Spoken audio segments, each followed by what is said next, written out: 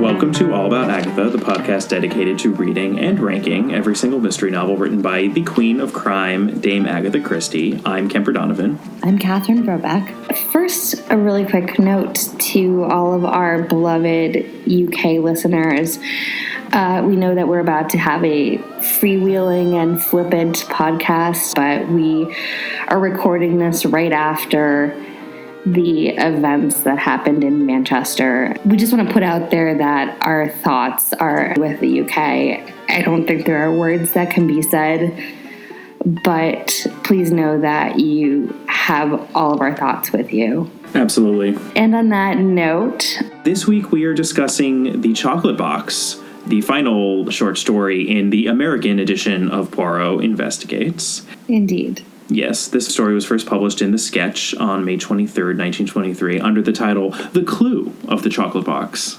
Earth-shattering difference. I know. The idea of having a clue in an Agatha Christie story. But so they're actually, unlike last week, where there was a decided dearth of clues in The Lost Mine, we actually do have clues in the Chocolate Box here, so that's good. There are a few clues. It's a short story. You don't need more than a few clues. That's a few clues is perfect.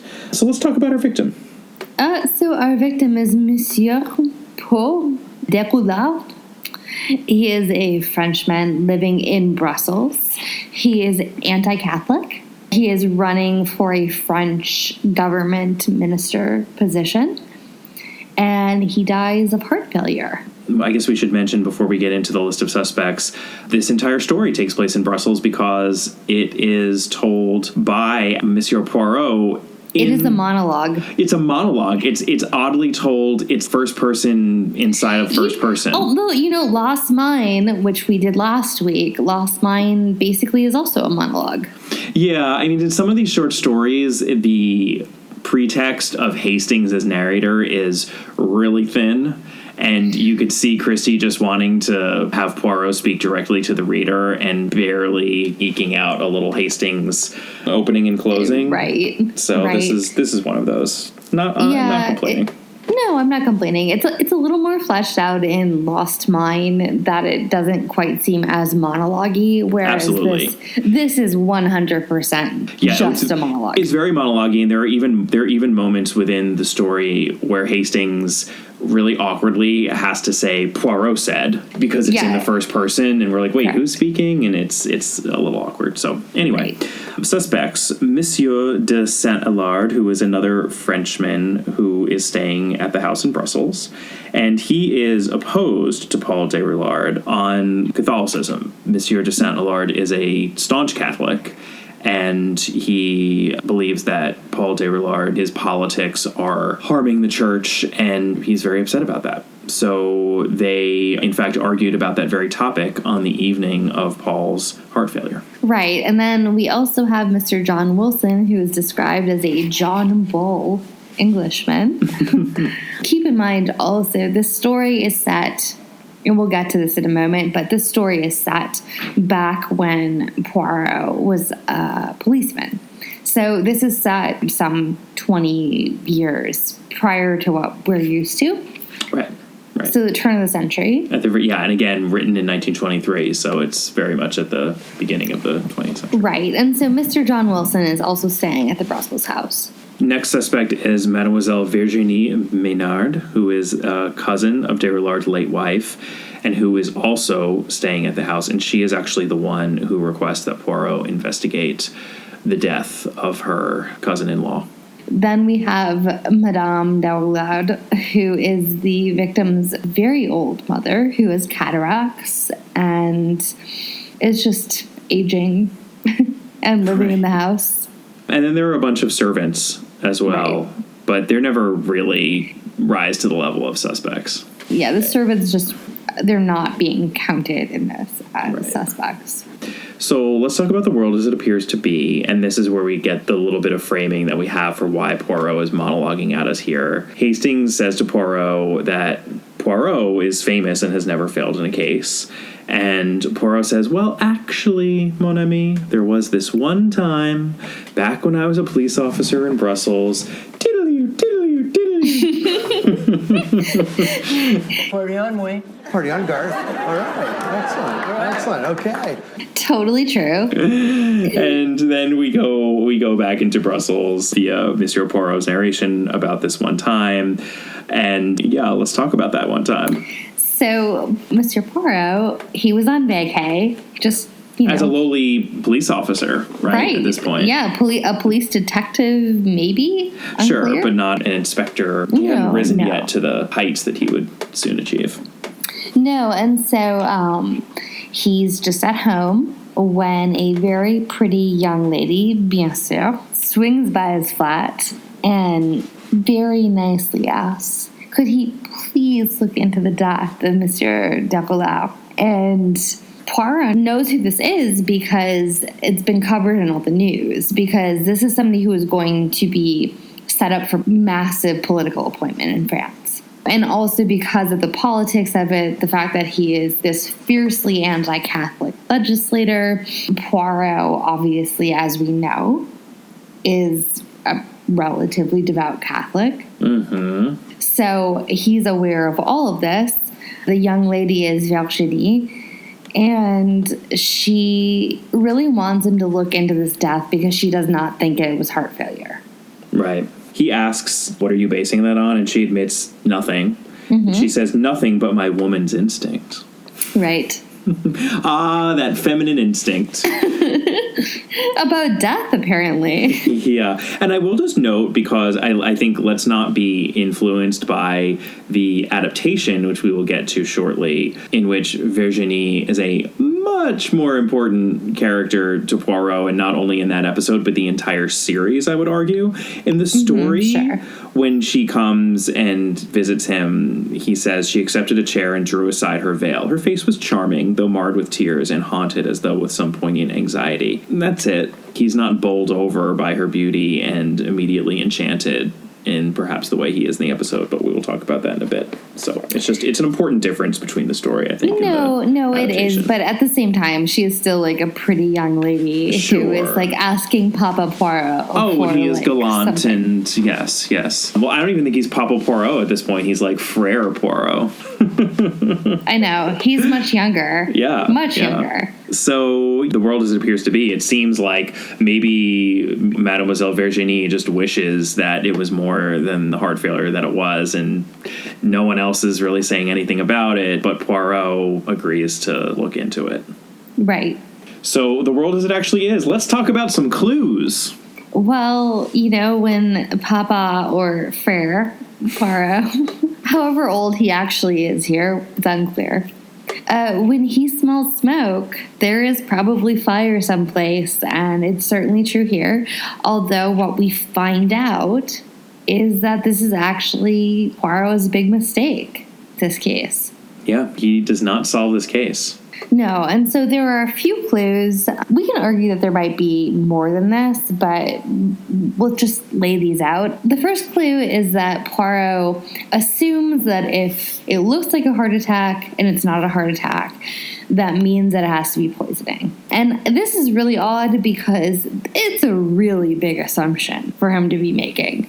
I guess, but I get it. I mean, it makes sense to me. If the heart failure was not plain old heart failure, the only way to induce heart failure whenever this was taking place would be through poisoning. I mean, he wasn't shocked. Or scaring the bejesus out of somebody. Yeah, I guess. That's a pretty far-fetched way to give someone heart failure, though.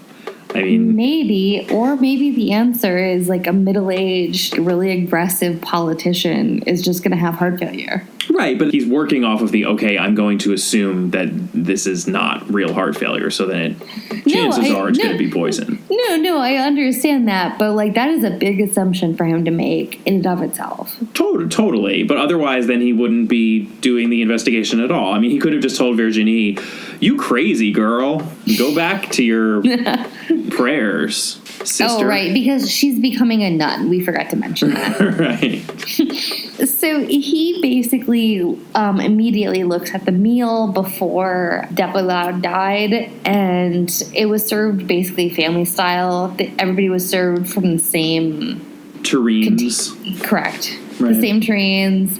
And so if he was poisoned, then probably everybody would have been poisoned. Right. So then the question becomes, what else did he eat? And there's also the fact that the title of the story is The Chocolate Box, or the clue of The Chocolate Box. So, spoiler, there are some chocolate boxes.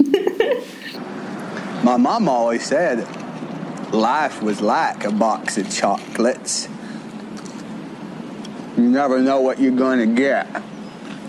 And what you're going to get, in this case, is poisoned. So Forrest Gump did teach us about the importance of realizing that chocolate boxes have many things inside of the chocolates. And we, as Agatha Christie fans, know that one of those things might be poison. Potentially poison. Because he fixates on the chocolates, he does also observe that the lids on the boxes are the wrong color. There's a blue box with a pink lid and a pink box with a blue lid, which is curious. So right, and he mentions that often boxes do come with different color strings, right. But it just seems really weird that the box lids are swapped out in this case. Right. Again, working off of this assumption of poison and in a box of chocolates, Poirot tries to figure out what that poison would be. He, using his investigative skills, determines that the only prescriptions in the house, there are two. One of them is for Madame de Roulard's eyes. She has eye drops. Again, we mentioned she has cataracts. And the other is for Mr. Wilson, the John Bull Englishman's trinitrine, which is a blood pressure lowering medication that also happens to be coated in chocolate. Ding, ding, ding. The medicine itself is chocolate pellets, probably because it tastes so awful, the coated in chocolate. It's like Flintstones vitamins, but right. Why wouldn't you just swallow it? Maybe you have to chew it. Like, maybe it doesn't get dispersed properly unless I don't know. Oh, not to nitpick. That's kind of the purpose of this whole podcast, so please pick those nits. So here is the thing that is concerning to me, other than the fact that these are apparently Flintstones vitamins. How big are these chocolates exactly? It says the chocolates were large ones because 20 or 30 tablets, I felt sure, could have been inserted. They're tiny little tablets. 30? These are some Cadbury egg size. I mean, bigger than that. Like, if you had 30, even if you had, like, say, children's aspirin. It's not, well, no, it's more like, Advil, like, the candy-coated Advil, those teeny tiny ones. It's like that. 30 of those, I would notice. Because they're flat. They're not capsules. I would still notice 30 if they were tucked into my caramel. You never know what you're going to get. This was his one indulgence. So he just chewed through it and he got that bitter medicinal taste, and it was just like, oh, this is totally cool. Gluttony, it's one of the 7 deadly sins. I mean... Anyway, so the trinitrine being coated in chocolate is a big aha moment for Frere Poirot. Crunchy. And he goes after the bottle of Mr. Wilson's trinitrine pills and ends up breaking into Monsieur Saint-Hilard's flat in the Ardennes and finding the empty bottle of pills, and thereby deducing that Monsieur Saint-Hilard did it. And being wrong, which is why the whole reason that Poirot is telling the story, because it's the one time he was wrong. And he even says, why would I have thought that? That's, only a moron would actually keep the pill bottle that they had just emptied for purposes of killing someone. It makes no sense. Why would Saint-Hilaire keep it? That makes no sense. It makes no sense. So what is the resolution? What really happened here, Catherine? Well, Madame de Roularda killed her own son. That's right. It's like a modern-day Medea. Well, we don't really know until the very end. And again, because this is basically a monologue, we don't have any ability to figure it out. But basically, Poirot goes to her to tell her, oh, yeah, we totally have Saint-Hilaire.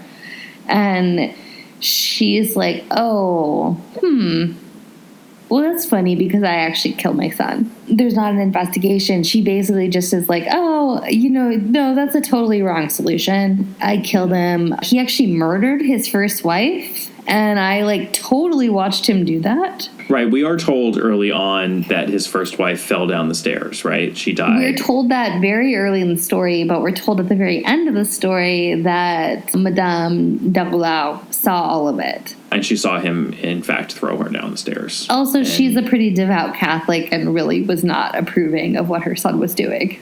No, her son was a murderer, and politically, her son was going to do even more harm. And on top of that, apparently he was giving Virginie the eye.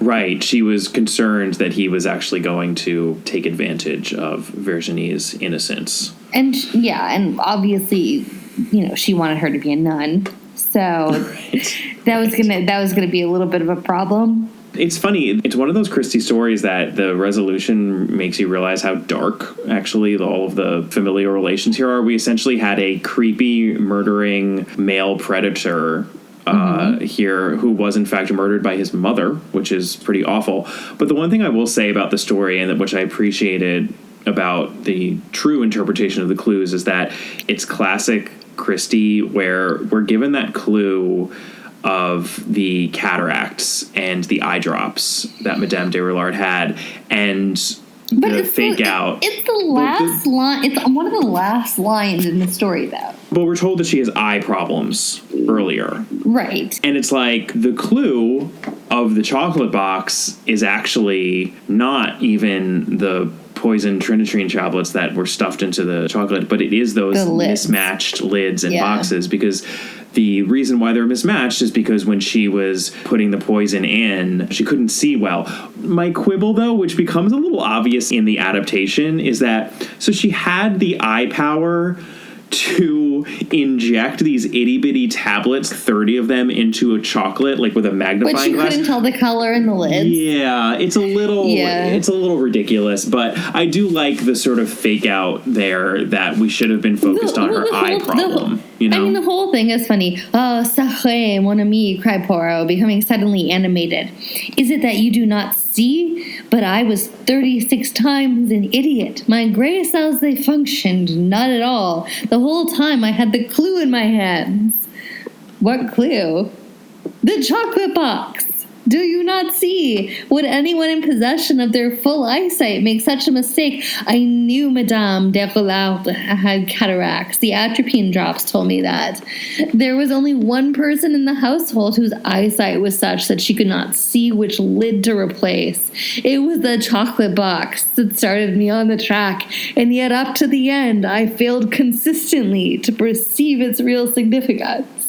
And then I love the very end of the story, which is that Poirot says, now that I've told you this, if I should ever, on the off chance, come across as less than the modest, just paragon of humility that I am, just whisper, just say, chocolate box. And he immediately falls into the trap, and Hastings is like, chocolate box. And he's like, oh, come on, what? And he's like, never mind. I'm just imagining, in any circumstance, whispering that to Poirot and having a period. Yeah, chocolate box. I like the fact that the final story in this collection ends with Hastings kind of ribbing Poirot. It's at Poirot's expense when so many of these short stories have been at poor Hastings' expense. I feel like he kind of gets his own back a little bit in the end, in a sweet way. We should mention in this that Madame de Roulard, she just dies naturally. Right, and and Poirot allows that to happen. Mm-hmm. He does not actually divulge the fact that, because there was no one else. I mean, Saint-Allard was never formally charged. There's no one else who... It sucks to be Saint-Allard. Poirot broke into his house. Yeah, well, and now let's talk about the adaptation, because in the adaptation there's some bad blood left from just the whole way that Poirot acted as a cadet or whatever he was in the police force at the time. But the framing device for the episode is pretty clever because it allows Inspector Japp to be there the whole time. Inspector Japp is getting an award. Right. Yes.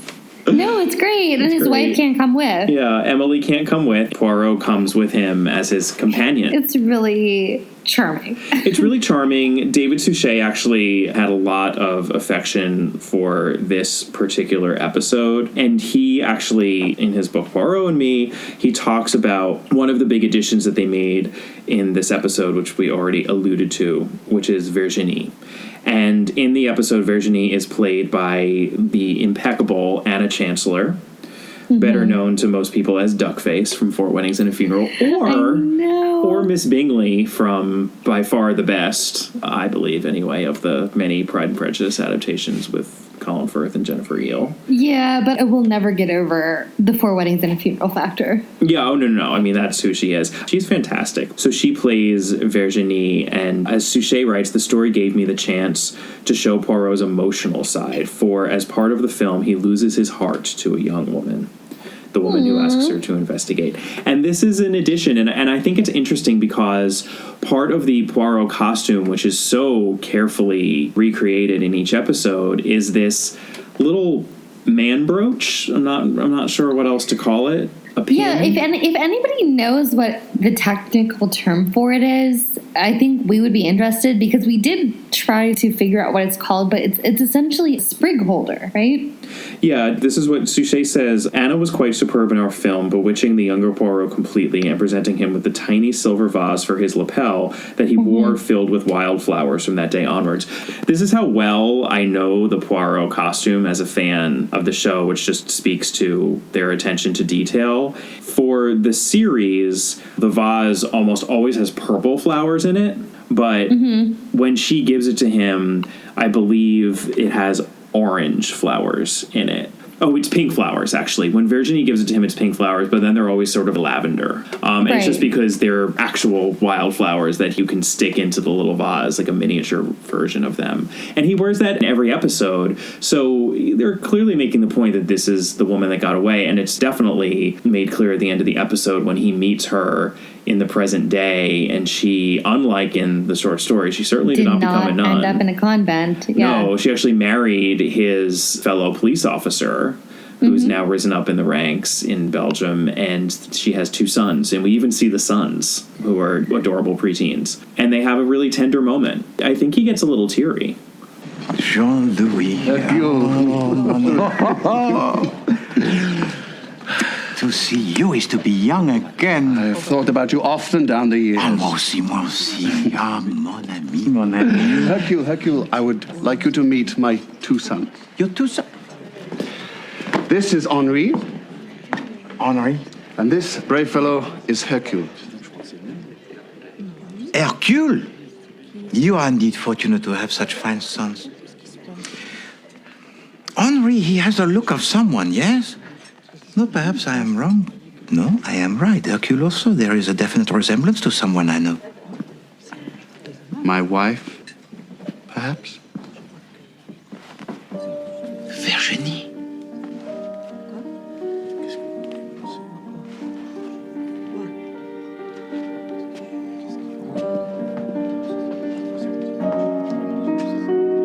Hello, Hercule. Bonsoir. Madame Poirot. I was just saying to Jean-Louis that he was always the most fortunate of men.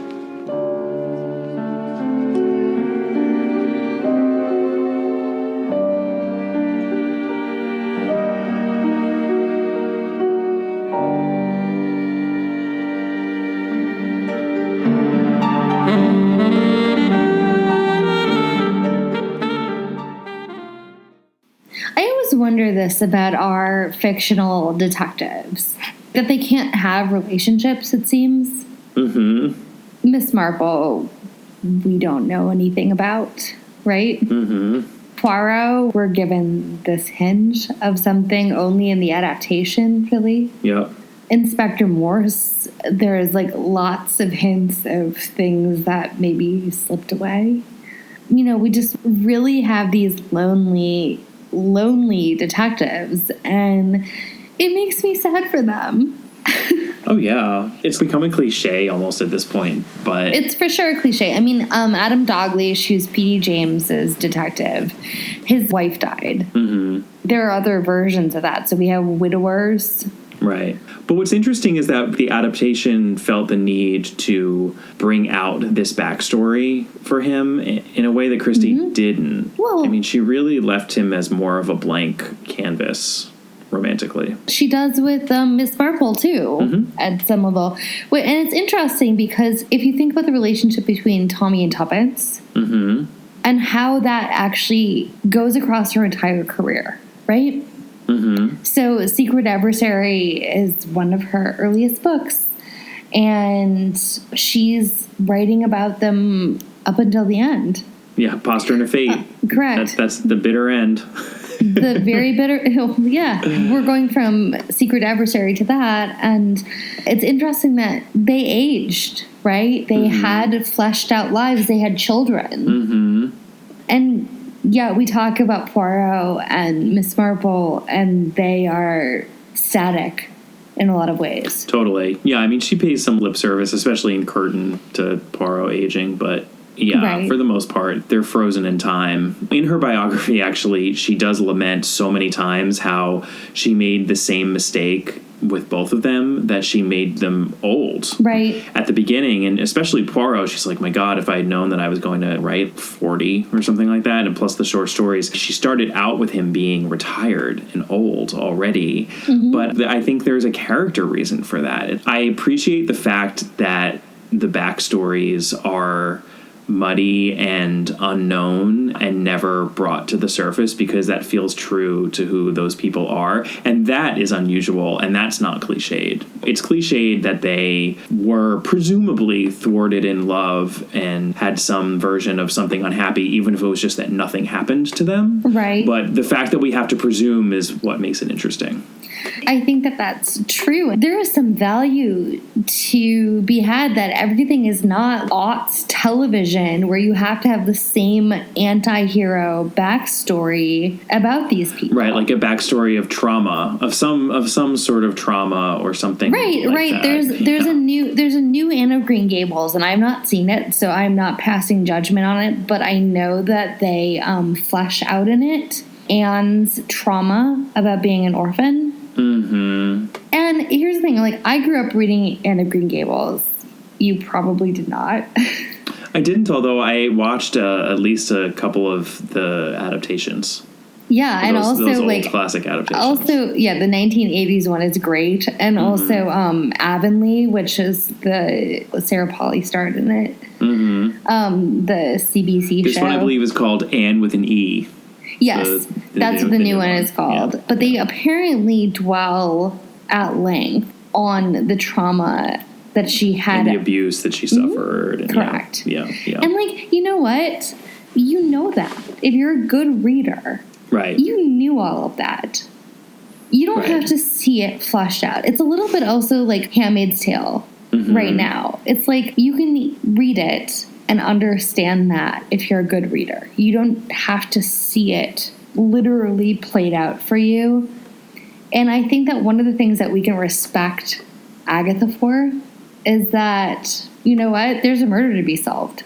Well, and the less is more approach actually deepens the characters, though. It gives them the longevity that they had. I mean, these are characters, Poirot and Miss Marple lasted over half a century, and literally scores of stories between the two of them, and we never got sick of them. And part of that is because they felt like real people, because that's also how people deal with their own backstories and their own lives. We're not even open books to ourselves. There's a lot of skill in the way that she makes those characters who they are over the course of the series. Right. Which isn't to say, by the way, that the Suchet adaptation of this is anything other than delightful. And I love what they added with the Virginie backstory. No, I like it. No. Yeah. I mean, but my whole point was, I think that I like that we're respected enough to make our own judgments on it.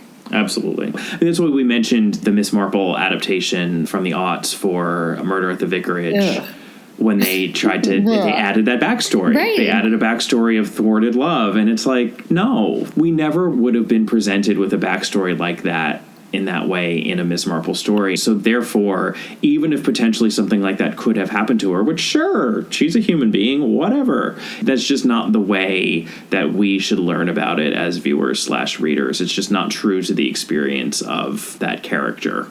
No, and not it's at all. It's just jarring to be presented with it like that. Completely agreed. This is an example of doing a similar thing, implanting a backstory that isn't there, but doing it well. Yeah, the much better job in this episode. Yeah.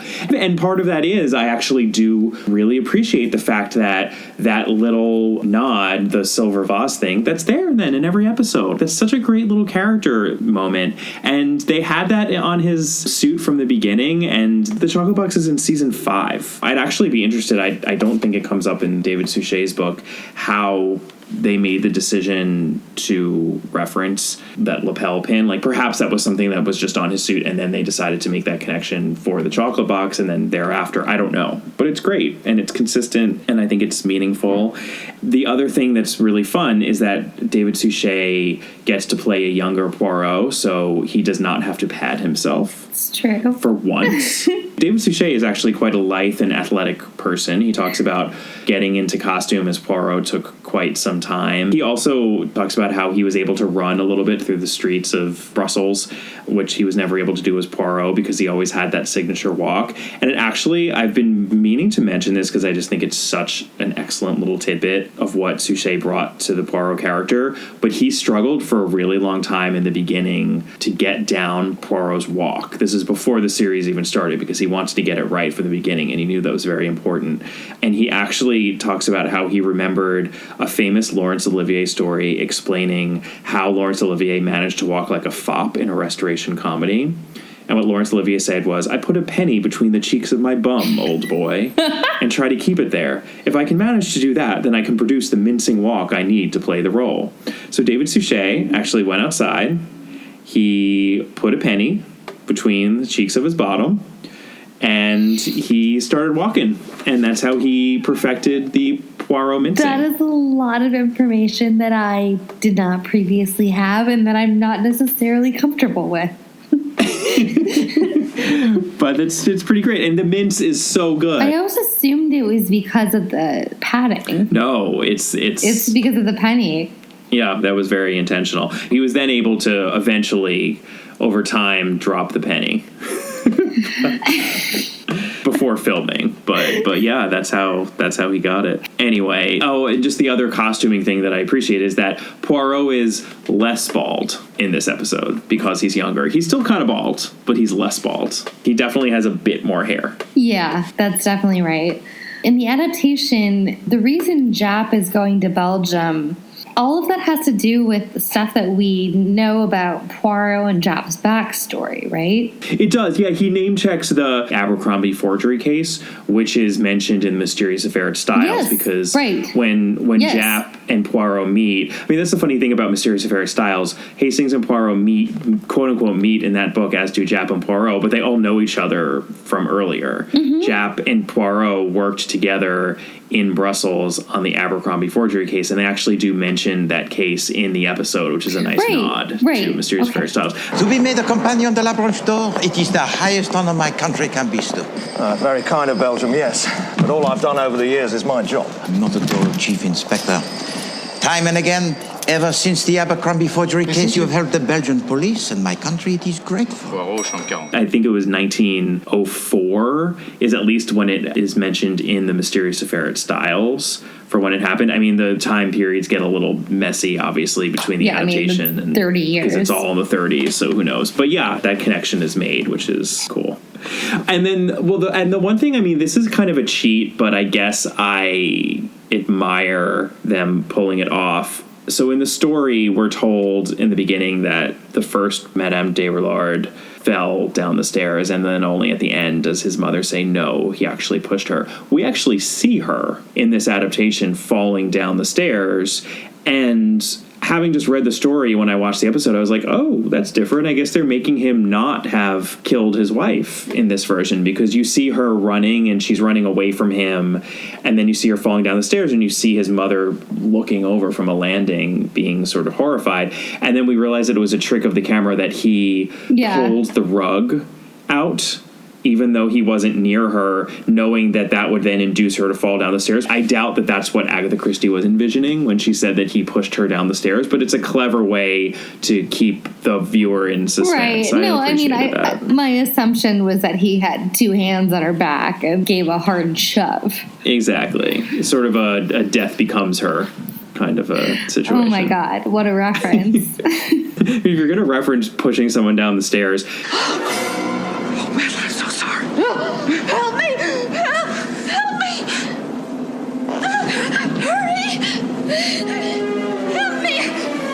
You wimp!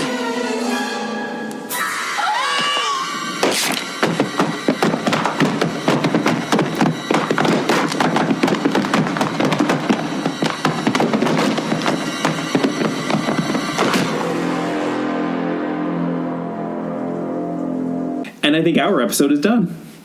I think that is definitely true. Thank you all for listening. Personally, you can follow me at Brobcat and Kemper at Kemper Donovan on Twitter. And as always, please feel free to email us. We'd love to hear from you at allaboutthedame@gmail.com or on our official Twitter handle at allaboutthedame. Ooh la la. Or on Facebook. Our Facebook page is All About Agatha. And we are also on Instagram at All About Agatha. Join us next week for our next novel. This is very exciting. Peril at End House. Peril at End House. This is our next Poirot. And let's just give you a heads up now. We have reached an end to this first collection of Poirot short stories. There are certainly more short stories to come from Monsieur Poirot, and we have every intention of covering all of them. But we thought, especially since there are a number of Poirot novels coming up, that it would be nice to shake things up and follow a different detective for our interstitial short stories, namely one, Miss Jane Marple. Kemper is very excited about this.